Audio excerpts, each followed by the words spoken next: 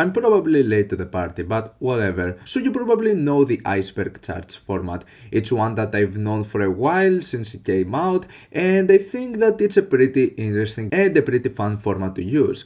And in the past couple of months, I've seen this being used a lot on YouTube for many different topics, and so I decided to make an iceberg chart based on noise. Now, just so you know, this doesn't just mean straight up harsh noise music, but also everything in between, like death industrial, power noise, power electronics, harsh noise wall, etc. etc. And noise as a genre can be pretty obscure by itself, but we're going to start with some of those that are highly praised, are well known in the scene, and make for good introduction to the genre, and as we go further, things can become a bit disturbing and wish you never knew about the existence of those albums. So just so you know, this video might contain some disturbing content that's not suitable for all viewers, so if you're under the age of 18, I suggest you not to watch this video. Which, by the way, if you're under the age of 18, I don't know how you ended up here. The way this chart is going to be done is I have 7 different tiers, and in each one of them I'm going to contain 5 albums, and not artists, because there are multiple artists in the noise scene that, depending on their period of time, might make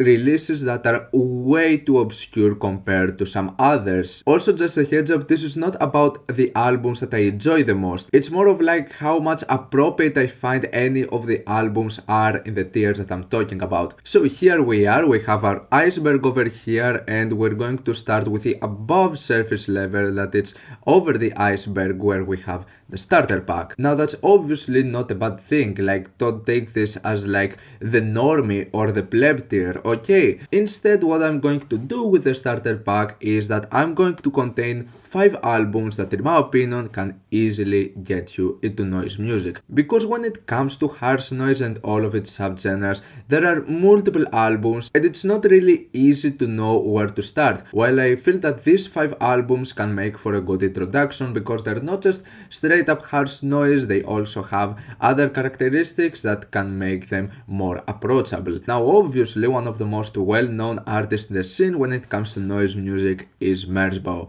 and his most popular work is Pulse Demon. However, I suggest you not to start with Pulse Demon when it comes to Merzbow. It is more of like a straight up harsh noise album with multiple dynamics, and in my opinion it's not a great way to start your journey with harsh noise. Instead, when it comes to Merzbow, the one album I would suggest you is Merzbeat. Merzbeat, in my opinion, is a nice introduction to get into noise music. This album, as it says, contains beats. The way the beats are structured makes for an avant-garde approach at some times, but the noise, the melodies, the beats make for a really nice balance of multiple sounds coming together. There is also a track that is like an ambient drone piece, so it's obviously one of the easier albums to digest. Even if it has its moments where it can be somewhat intense, in my opinion it is a really nice starting point. Next up, I have what's considered to be one of the greatest and one of the most well-known power electronics records, and that's Frozen Niagara Falls by Prurient. Certainly one of the greatest characteristics in this particular album is how good it sounds and how detailed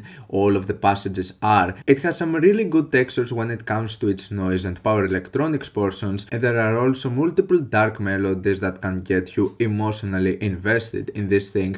And even if it's a long album, it's a double album, it's not just a straight up power electronics record, it constantly gives you a breath of fresh air with multiple occasions going into dark ambient territories. Now, for me personally, this is not even close as one of my favorite Prurient albums. I think that when you get further into his discography you can find much better stuff, but Frozen Niagara Falls is still a pretty solid work, and when it comes to introductions into Prurient's music, I think that this is one of the better works. Love Her or Haters is one of the biggest names in the power electronics scene from the past decade, and I'm obviously talking about Pharmakon. I'm pretty sure Pharmakon pissed off some of the elitists for making the power electronics genre more approachable and for a bigger audience to discover it. Now, I think that when it comes to power electronics, this is a really good introduction point. The structures and the melodies on her albums can be pretty simplistic and really easy to digest. When it comes to the whole aesthetic and feel of this album, it can certainly be quite dark and also a bit disturbing with some of the screams. And out of all the albums, I'm going to include her debut, Abandon, which is my personal favorite one,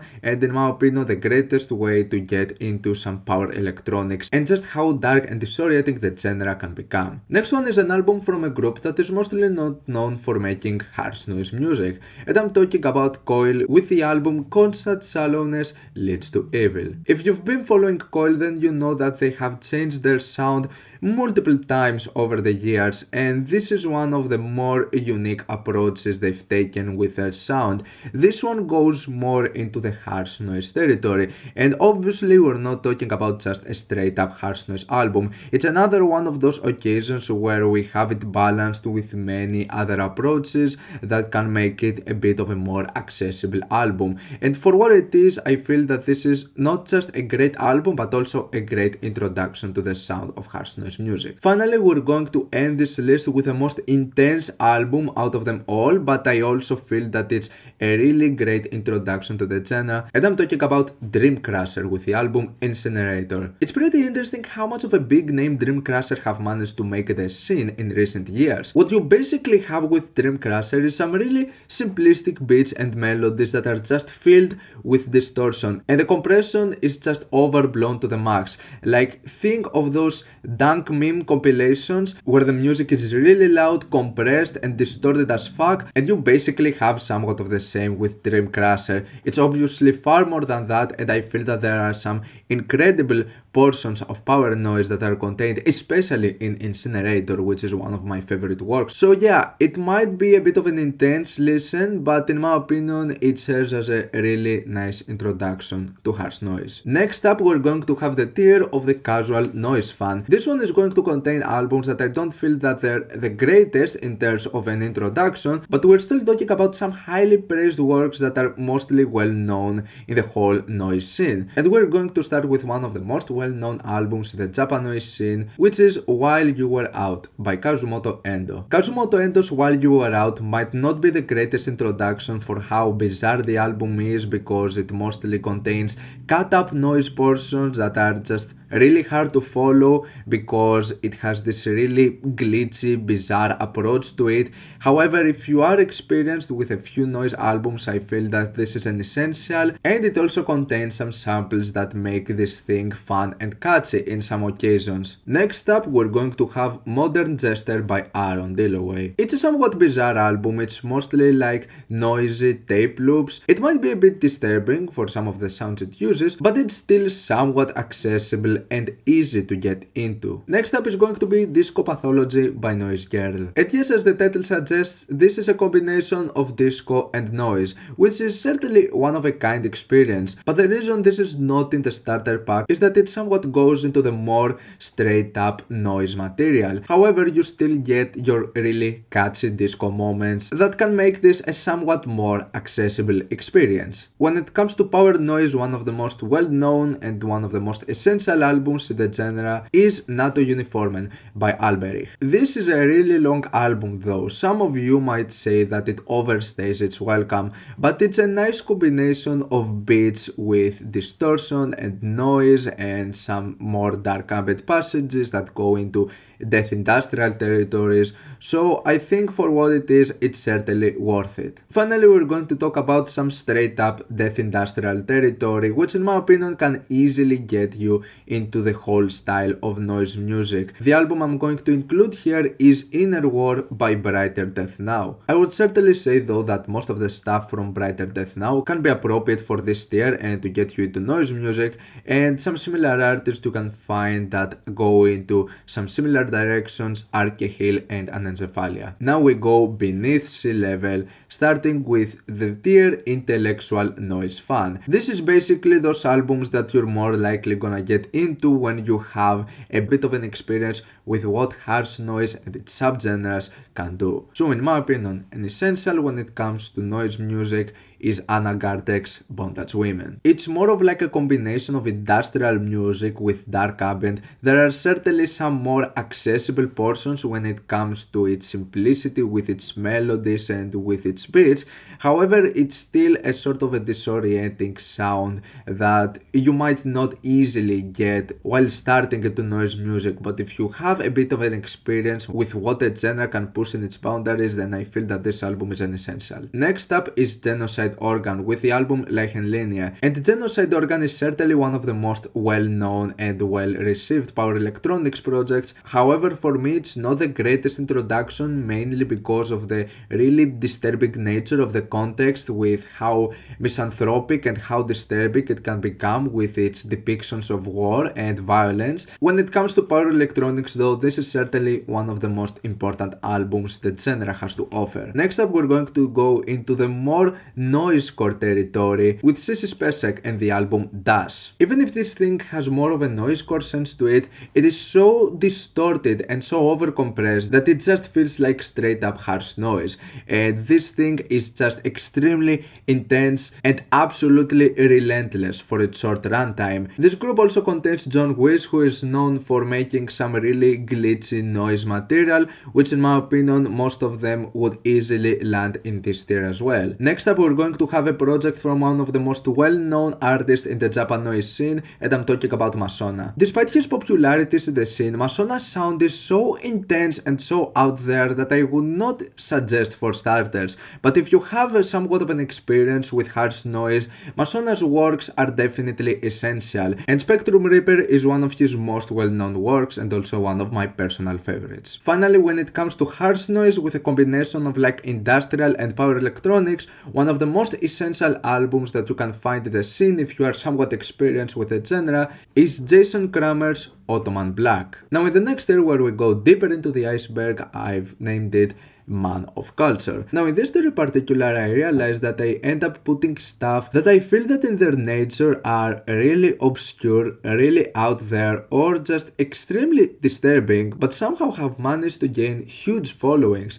Still, I do not recommend to start with those albums if you are not experienced with what noise music has to offer. Definitely one of the most well-known acts to fill this criteria is the Gero Geri Yeye. The Gero Geri Yeye have been through so many bizarre stylistic variations over the years, which is really bizarre how some of those albums have managed to gain the popularity that they have in the underground scene. What is certainly their most well-known phase though, and possibly the least obscure for however weird this sounds, it is the one where they go into this noisecore sound where it's really hard to decipher anything that's going on, and it feels like it purposely has no artistic integrity to it. The Gero Geri Yeye were certainly one of the greatest instances of anti-music out there, and Instruments Disorder is definitely one of their most significant albums, one that is certainly bizarre, but they have many non-noise albums that in my opinion can get far more obscure than that. Now this is going to be the most obscure album that I'm going to contain in this tier, and that's going to be Marco Siciliani's 81 Matters in Elemental Order,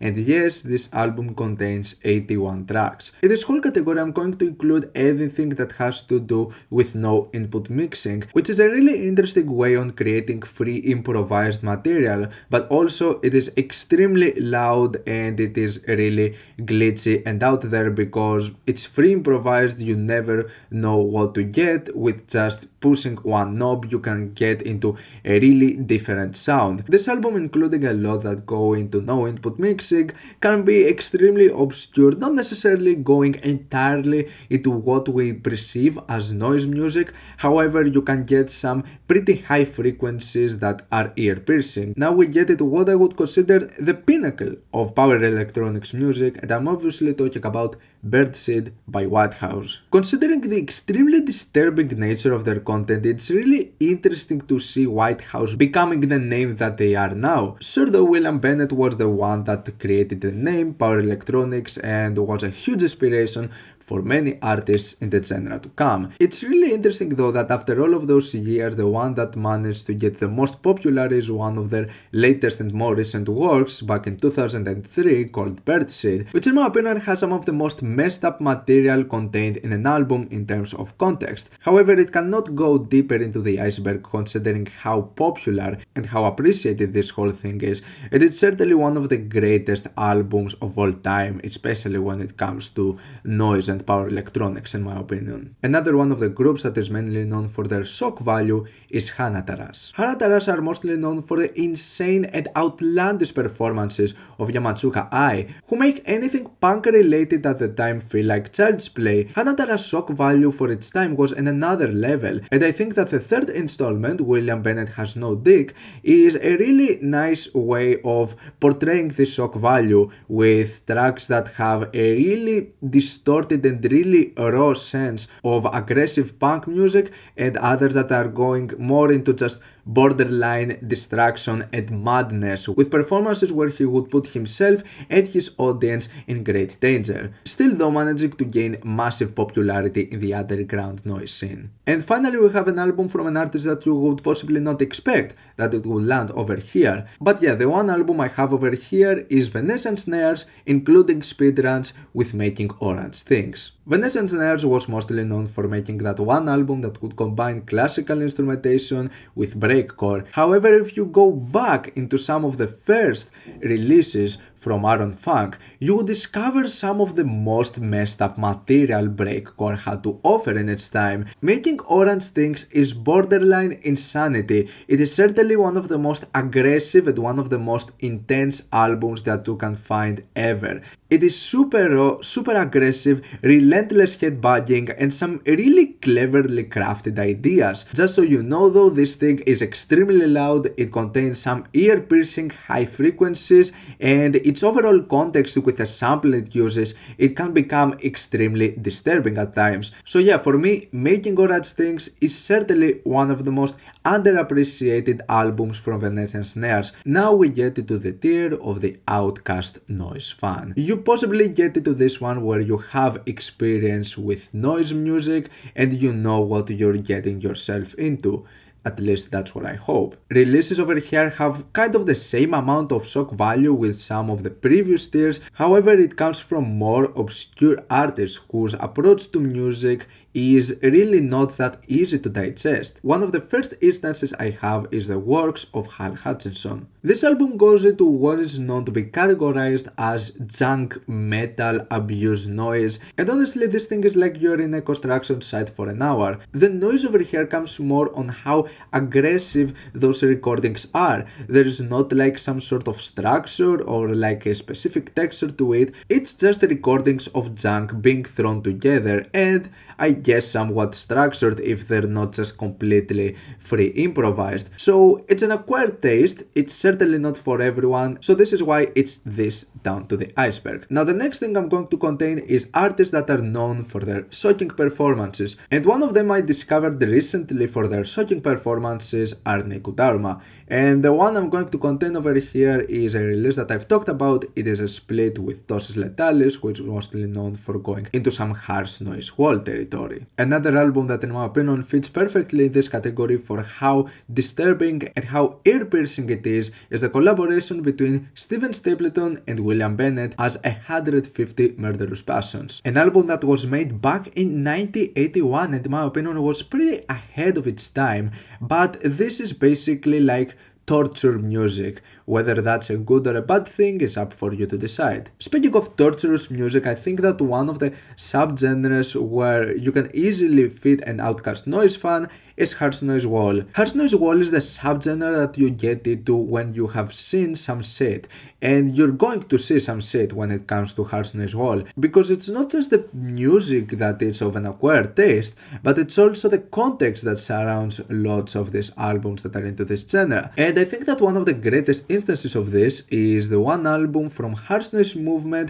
dedicated to the movie Tumbling Doll of Flesh, aka Nikudaruma. This album is based on what is considered to be one of the most disturbing movies ever made, and considering that I have seen this movie, I can say that yeah, this is pretty disturbing, and the album nicely captures, in my opinion, what's really disturbing and how disgusting about this whole thing. And finally, you cannot talk about Harsh Noise Wall without mentioning the Rita, certainly one of the most well-known artists in the scene, and I think that what makes the Rita somewhat interesting compared to lots of others is that in some of the occasions you're going to get some albums that are going to contain some dynamics, and they're not just going to be the same thing for like half an hour. This is why I included the album Ballet Fit Positions, which in my opinion is not only one of the greatest things that Rita has to offer in his career, but the overall concept and the context of this album is quite disturbing and really out there, and it makes for a really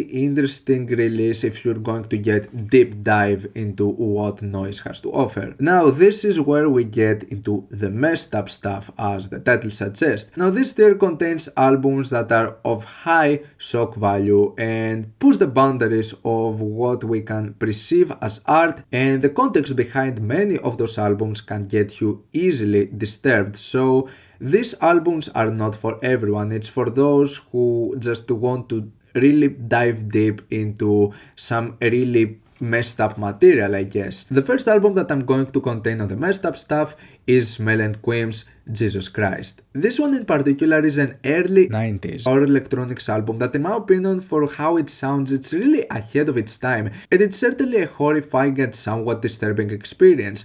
But fuck this album cover. What you see over here is, I think, the back cover or the newer version, but the first one is certainly one of the most repulsive things I've ever seen, and I hope that the image that is shown in the very first version of the LP is not what I think it is, and honestly I don't wanna even think about it. The next album over here goes the least into what we perceive as noise music, but there are still some noise elements over here.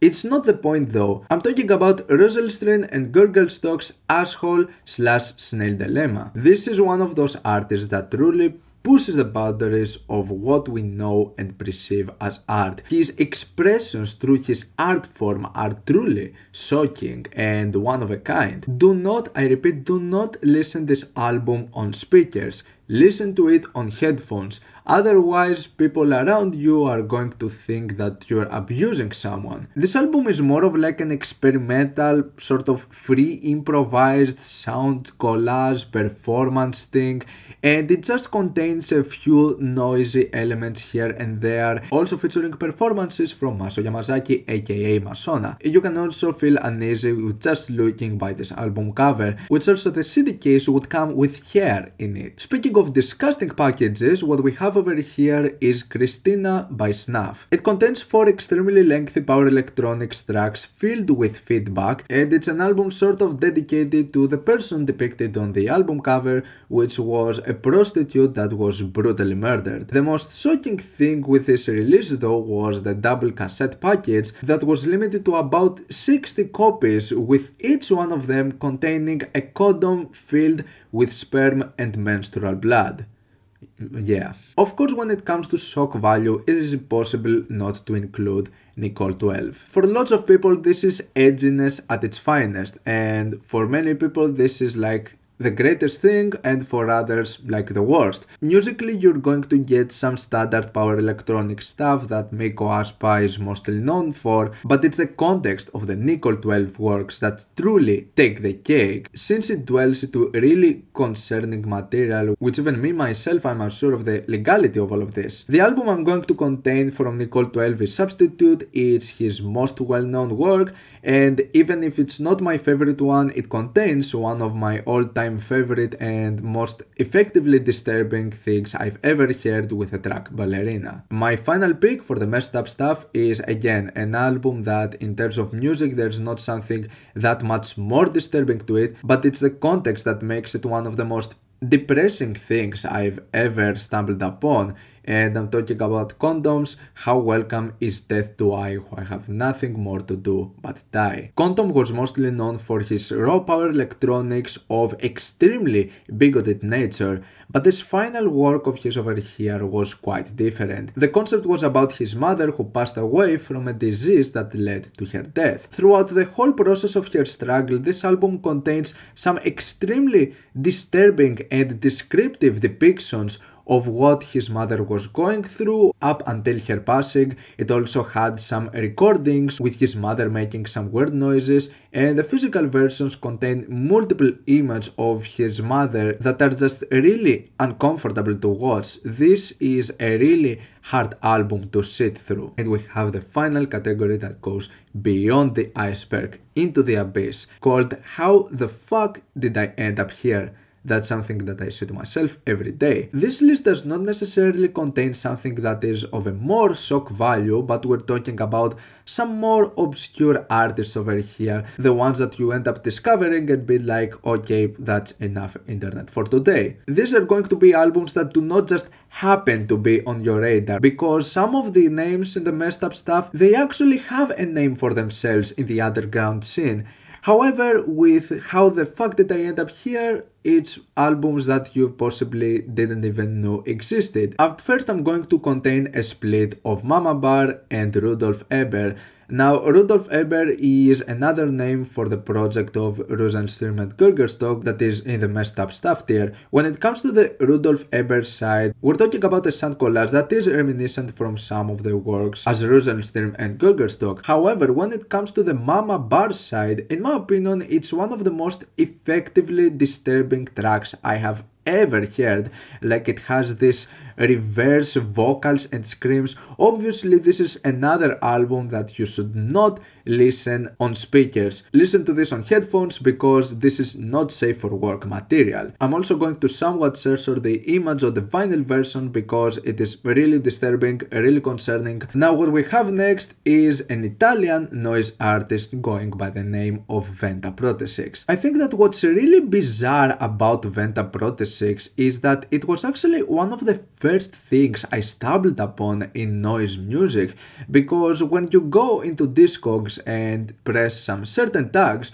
you're going to get into some really concerning territory. And I remember discovering Venta Protesix when I was like 18 or 19 and just being really disgusted on what I was seeing, because I wasn't really that much used into some really edgy and shocking material at the time, so this was kind of my introduction. This is certainly where you know that you've gotten yourself into some shit. And the album I have over here is titled Erotic Dreams of a Young Slut with an Amputated Leg. This is one of those artists that has a really edgy shock value to it, where you don't know if you have to laugh for just how ridiculous this whole thing is, or to be just disturbed and highly concerned. When it comes to the titles of the songs themselves, you're also going to get some bangers. I'm censoring this whole image, like completely by the way, because the album covers of Venta Protesix are some beyond cursed material. I don't suggest you to go look into them, obviously. Next up, I'm going to contain two releases by an underground label known as Tsundere Violence. Tsundere Violence is a web label containing thousands of different releases that mostly contain anime material